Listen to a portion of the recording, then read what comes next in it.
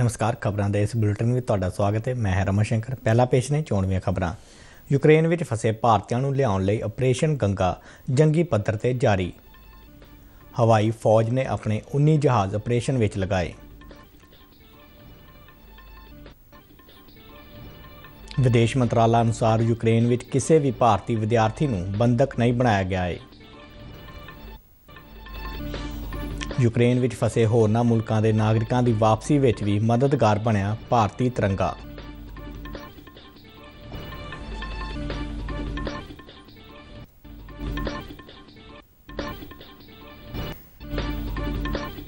विश्व सुनन दिवस मौके वख-वख थाई संकेतक भाषा संबंधी करवाए गए समागम। ते हुण खबरां विस्तार नाल। यूक्रेन जंग में फसे भारतीयों को वापस लियाउण लई ऑपरेशन गंगा जंगी पद्धर ते जारी है। इस तहत भारतीय हवाई फौज के 19 होर जहाज़ यूक्रेन के गवांढी मुल्कों तो उड़ान भरनगे। इन्हां राही 3726 भारतीयों को वापस लिआंदा जावेगा। शहरी हवाबाजी मंत्री ज्योतिरादित्य सिंधिया ने ट्वीट राही दस्सिया है कि गंगा मुहिम तहत भारतीय हवाई फौज, एयर इंडिया और इंडिगो के 8 जहाज़ बुखारेस्ट तो 5 बुडापेस्ट तो भारतीयों को लैके आउणगे। उन्होंने कहा कि 3 जहाज़ रजेजो तो, 2 सुकेवा तो 1 कोसिका तो भी उड़ान भरनगे। इस दौरान भारतीय हवाई फौज के 4 C-17 जहाज़ ऑपरेशन गंगा तहत यूक्रेन में फसे तकरीबन 800 भारतीय नागरिकों को लैके अज सवेरे दिल्ली लागे हिंडन एयरफोर्स स्टेशन पुजे। पहला जहाज़ रोमानिया की राजधानी बुखारेस्ट तो 200 भारतीयों नाल तड़के उतरिया ते मगरों एक होर जहाज़ हंगरी की राजधानी बुडापेस्ट तो 200 मुसाफरां, तीजा जहाज़ 208 ते चौथा जहाज़ बुखारेस्ट तो 180 भारतीय मुसाफरां नाल हिंडन ते उतरिया। इस मौके रक्षा राज मंत्री अजय भट्ट ने वापस आने वाले भारतीय नागरिकों का स्वागत किया ते उन्हां नाल गलबात भी की। एक ट्वीट में अजय भट्ट ने कहा कि वह भारतीय हवाई फौज के जवानों ते पायलटों के तह दिलों धन्नवादी ने जिहड़े भारतीय नागरिकों को सुरक्षित वापस लियाउण विच सरकार दीआं कोशिशों में सेवा और मदद दे रहे हैं। उन्होंने कहा कि प्रधानमंत्री नरेंद्र मोदी की अगवाई में ऑपरेशन गंगा अभियान चलाया जा रहा है।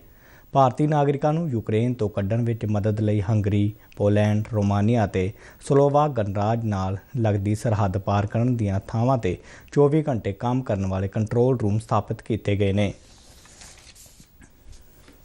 विदेश मंत्रालय ने कहा है कि यूक्रेन में किसी भी भारतीय विद्यार्थी को बंधक बनाए जाने की कोई खबर उसनूं नहीं मिली है। इस बारे मीडिया में प्रसारित खबरों का खंडन करदिआं मंत्रालय के बुलारे अरिंदम बागची ने कहा कि यूक्रेन में भारतीय दूतघर उत्थे स्थित भारतीय नागरिकों के लगातार संपर्क में है। उन्होंने कहा कि यूक्रेन के अधिकारियों के सहयोग नाल कल कई विद्यार्थियों को खारखीव चों कढ़िया गया है। उन्होंने यह भी दस्सिया कि भारत ने यूक्रेन के अधिकारियों को विशेष रेल गड्डियां की व्यवस्था करने की अपील की है तां जो खारखीव और देश के होर पश्चिमी हिस्सों तो विद्यार्थियों को बाहर कढ़िया जा सके। अरिंदम बागची ने कहा कि भारत सरकार रूस, रोमानिया, पोलैंड, स्लोवाकिया ते मोलदोवा समेत खेतर के सारे मुल्कों नाल तालमेल कर रही है। उन्होंने कहा कि पिछले कुछ दिनों में वड्डी गिनती में भारतीय नागरिकों को यूक्रेन तो सुरक्षित कढ़िया गया है। उन्होंने कहा कि भारत इस काम में यूक्रेन के अधिकारियों की मदद की शलाघा करता है। अरिंदम बागची ने कहा कि हवाई फौज का एक C-17 जहाज़ अज राती दिल्ली पुजेगा। उन्होंने कहा कि हुण तक 6400 भारतीयों को ऑपरेशन गंगा तहत वापस लिया जा चुका है। उन्होंने कहा कि ज़्यादातर भारतीयों ने खारखीव शहर छड्ड दिता है। उन्होंने कहा कि 15 उड़ान भारत आईयां ने अते तकरीबन 3000 नागरिकों को वापस लिया गया है। अगले 24 घंटिया में 18 होर उड़ानां आउणगीआं। ऑपरेशन गंगा तहत यूक्रेन तो विद्यार्थियों के वापस आने का सिलसिला लगातार जारी है। पंजाब के वख-वख जिलों के विद्यार्थी भी सुरक्षित वापस परत रहे हैं। इस नाल इन्हां विद्यार्थियों के मापिਆਂ के चेहरे पर रौनक आ गई है। खास गल यह है कि यूक्रेन में फसे लोगों की भारतीय तिरंगा मददगार बनया है। एक रिपोर्ट।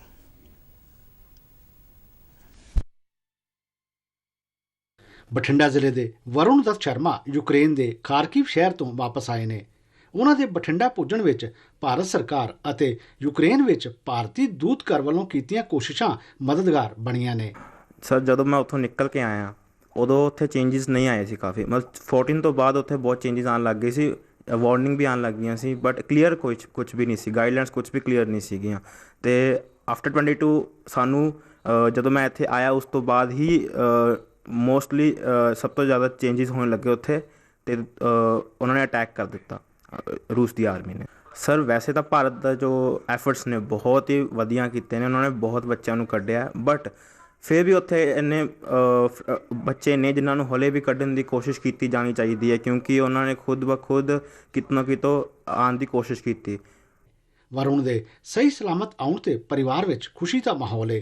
ਵਰੁਣ ਦੇ ਦਾਦਾ ਕੇਸ਼ਵਾਨੰਦ ਸ਼ਰਮਾ ਬਾਕੀ ਵਿਦਿਆਰਥੀਆਂ ਦੀ ਜਲਦ ਵਾਪਸੀ ਦੀ ਦੁਆ ਕਰ ਰਹੇ ਨੇ। ਸਾਨੂੰ ਪਹਿਲਾਂ ਤਾਂ ਇਹਦੇ ਆਉਣ ਦੀ ਬੜੀ ਖੁਸ਼ੀ ਹੋਈ ਤੇ ਅਸੀਂ ਇਹ ਗੌਰਮੈਂਟ ਤੋਂ ਇਹ ਚਾਹੁੰਦੇ ਹਾਂਗੇ ਕਿ ਜਿਹੜੇ ਬਾਕੀ ਬੱਚੇ ਨੂੰ ਗੌਰਮੈਂਟ ਨੇ ਫਸੇ ਹੋਏ ਬੱਚਿਆਂ ਨੂੰ ਕੱਢਿਆ ਹੈ, ਕਾਫੀ ਬੱਚੇ ਕੱਢ ਰਹੇ ਨੇ, ਜਿਹੜੇ ਬਾਕੀ ਬਚੇ ਹੋਏ ਨੇ ਉਹਨਾਂ ਨੂੰ ਵੀ ਛੇਤੀ ਤੋਂ ਛੇਤੀ ਇਕੱਠੀਆਂ ਫਲਾਈਟਾਂ ਕਰਕੇ ਕੱਢਿਆ ਜਾਵੇ ਤਾਂ ਕਿ ਆਪਦੇ ਬੱਚੇ ਸਾਰੇ ਆਪਣੇ ਮਾਂ-ਬਾਪ ਦੇ ਕੋਲੇ ਆ ਜਾਣ। ਇਸ ਦੌਰਾਨ ਗੁਰਦਾਸਪੁਰ ਜ਼ਿਲ੍ਹੇ ਦੇ ਪਿੰਡ ਵਰਸੋਲਾ ਦੀ ਵਾਸੀ ਪੁਨੀਤ ਕੌਰ ਵੀ ਸੁਰੱਖਿਅਤ ਘਰ ਵਾਪਸ ਪਰਤੀ ਹੈ। ਇਸ ਨਾਲ ਉਸ ਦੇ ਪਰਿਵਾਰ ਵਿੱਚ ਖੁਸ਼ੀ ਦਾ ਮਾਹੌਲ ਹੈ।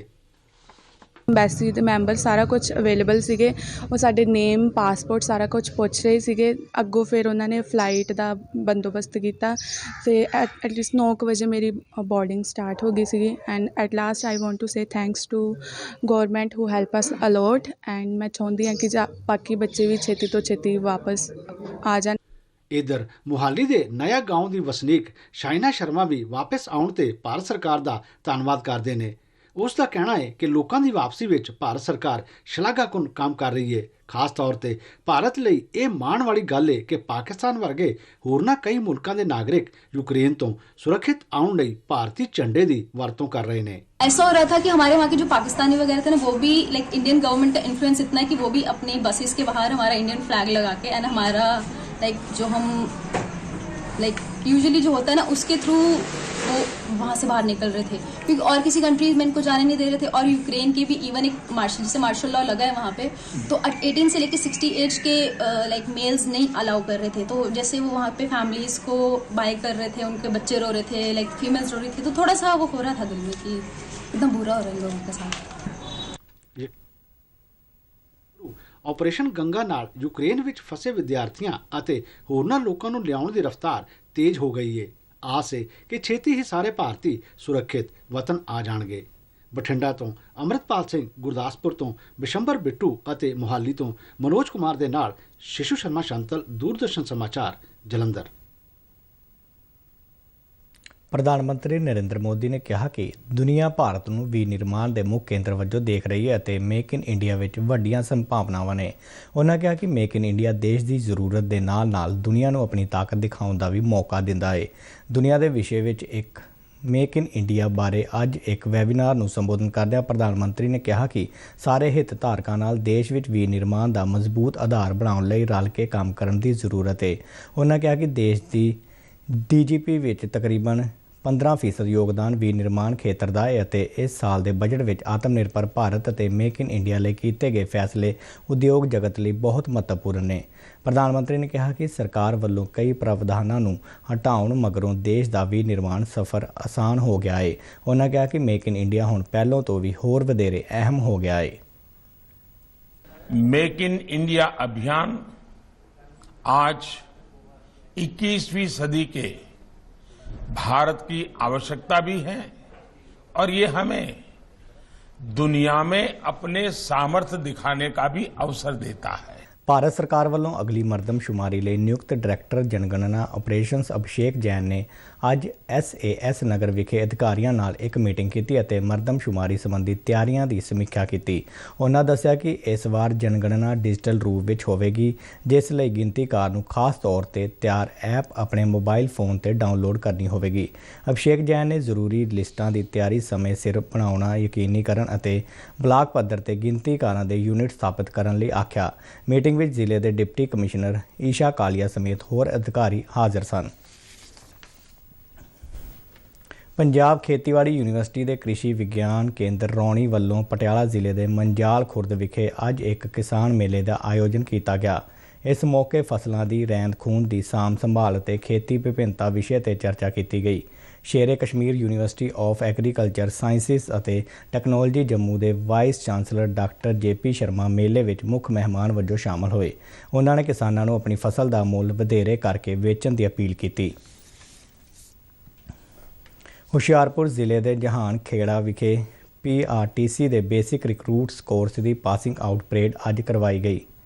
ਇਸ ਵਿੱਚ ਕੁੱਲ 311 ਰਿਕਰੂਟ ਸਿੱਖਿਆਰਥੀਆਂ ਨੇ ਪਾਸ ਆਊਟ ਕੀਤਾ। ਪੰਜਾਬ ਦੇ ਵਧੀਕ director general police HRD Shashi Prabha Dwivedi ने परेड का निरीक्षण किया ਅਤੇ प्रभावशाली मार्च पास्ट तो सलामी ਲਈ। पास होने वालिਆਂ ਵਿੱਚ 269 रिक्रूट सिपाही ਅਤੇ 42 महिला सिपाही शामिल सन। इस तो इलावा चंडीगढ़ पुलिस के 6 सिक्ख्यार्थी भी पास आउट होए। इस मौके शशि प्रभा द्विवेदी ने पास आउट होने वाले सिक्ख्यार्थियों को लोक सेवा के संकल्प बारे सुचेत कराया और कहा कि देश और समाज की सेवा अपने परिवार तो पहला है। उन्होंने कहा कि किसी भी पुलिस मुलाजम को देश सेवा के जज्बे की प्रेरणा की सिखलाई पुलिस ट्रेनिंग सेंटर तो ही मिलती है। PRTC के कमांडेंट हरप्रीत सिंह मंडेर ने सिक्ख्यार्थियों को दी पेशेवाराना सिखलाई के हुनरां का वेरवा दिता। उन्होंने आस प्रगटाई कि पास आउट होए सारे सिक्ख्यार्थी फील्ड में अपनी जिम्मेवारी पूरी मजबूती ते कामयाबी नाल निभाउणगे। इस मौके सिक्ख्यार्थियों ने गिद्धे और मलवई गिद्धे समेत शानदार सभ्याचारक प्रोग्राम भी पेश किया। जिले के डिप्टी कमिश्नर अपनीत रियाज समेत कई होर अधिकारी इस मौके मौजूद सन। NCC पंजाब डायरैक्टरेट के वधीक director general major general Rajiv Chhibber ने अज जलंधर में एक समागम दौरान NCC कैडेटां नाल मुलाकात की। NCC जलंधर ग्रुप हैडकुआटर वालों करवाए गए इस समागम दौरान जनरल छिब्बर ने उन्हां कैडेटां नूं सर्टिफिकेट मैडल और NCC कैप प्रदान किए जिन्हां स्वच्छ Bharat mission, Beti Bachao Beti Padhao, fit India movement, corona बचाव और कोविड टीकाकरण जागरूकता समेत कई होर समाजिक कामों में अपना अहम योगदान पाया।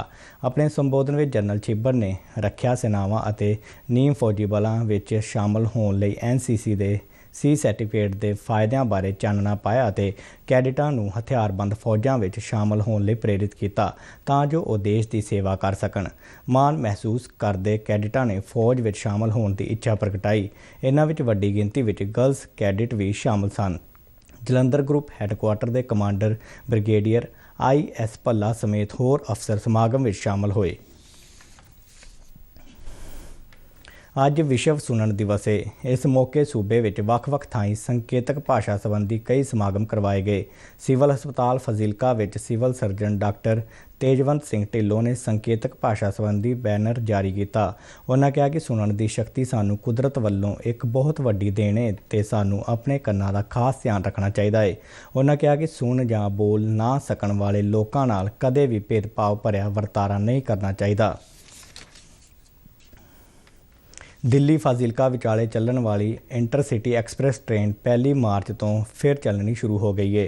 यह ट्रेन दिल्ली तो दोपहर 1:05 ते चल के रात 11:45 ते फाजिलका पुजेगी, जबकि सवेरे 2:05 ते फाजिलका तो चल के दोपहर 12:45 ते दिल्ली रेलवे स्टेशन ते पुजेगी।